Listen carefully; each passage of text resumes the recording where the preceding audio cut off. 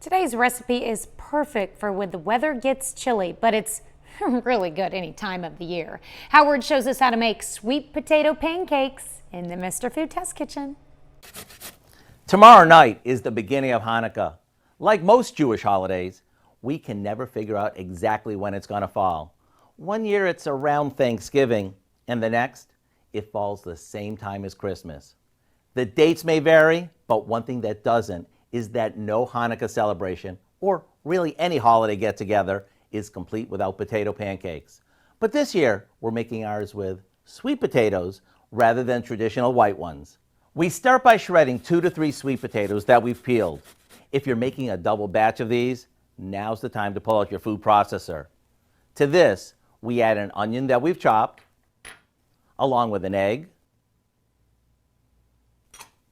flour, baking powder, and a bit of salt and pepper.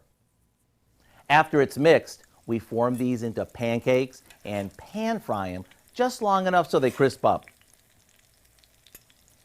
Once they're done, we drain them on a cooling rack or on a platter lined with paper towels. And don't think these are just for Hanukkah. They're also great with your holiday ham or roast beef.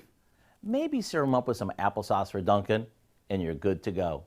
To get the recipe for our sweet potato pancakes, all you need to do is visit our website.